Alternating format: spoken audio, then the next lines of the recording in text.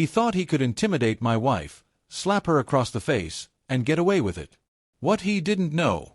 I'm a Navy SEAL commander, and he just messed with the wrong family. In the quiet suburban cul-de-sac, where manicured lawns and identical mailboxes created an illusion of tranquility, a storm was brewing. It all started innocently enough, with a misplaced garbage can. Our HOA, notorious for its draconian rules and self-important enforcers, had recently hired a new security consultant, a burly man named Gary, who seemed to have mistaken our peaceful community for a high-stakes military operation. Gary, with his gleaming badge and stern demeanor, reveled in his newfound authority. He'd issue citations for overgrown rose bushes, reprimand children for leaving their bikes on the sidewalk, and once even chastised a squirrel for daring to bury a nut in a common area. We all tolerated him, a necessary evil for maintaining property values, or so we thought. One sunny afternoon, my wife, Sarah, was tending to her prize-winning petunias when Gary approached her, his face a mask of manufactured rage. "Mrs. Thompson," he boomed, "your husband's boat is still in the driveway. That's a violation, and I'm issuing a fine."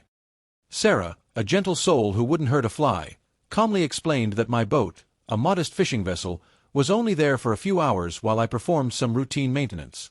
"It'll be back in storage by dinner, Gary," she assured him with a polite smile. But Gary wasn't interested in explanations or politeness. He puffed out his chest, his eyes narrowing. "Are you challenging my authority, Mrs. Thompson?" he sneered. Before Sarah could respond, he did the unthinkable. He raised his hand and slapped her across the face.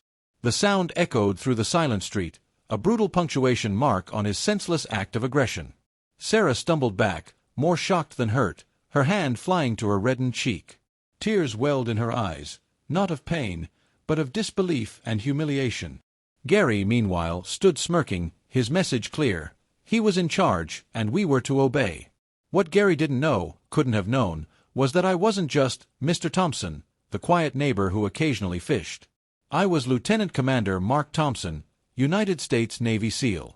And while I generally left my work at the base, some lines, once crossed, could not be uncrossed.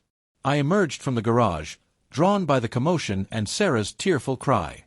My blood ran cold when I saw Gary's triumphant smirk and Sarah's trembling form. "What happened here?"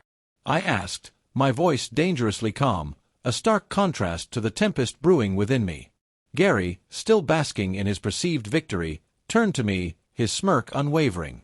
"Your wife was disrespectful, Mr. Thompson. I merely asserted my authority." My gaze, usually warm and friendly, turned to an icy stare that had quelled insurrections and commanded respect in far more dangerous arenas.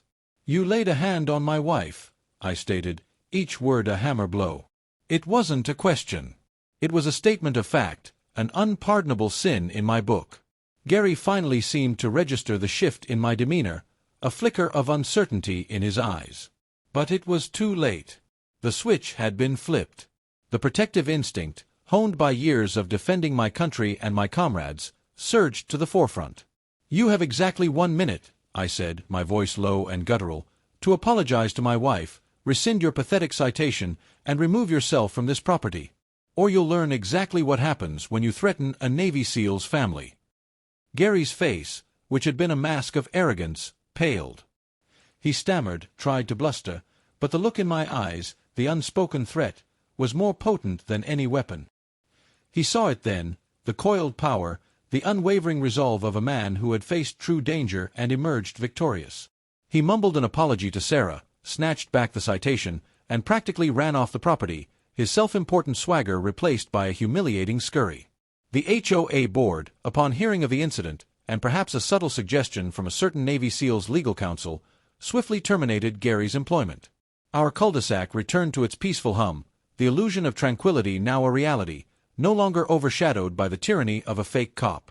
And as for Gary, I hear he's now working as a mascot for a local car dealership, trading his badge for a fluffy, oversized gorilla suit.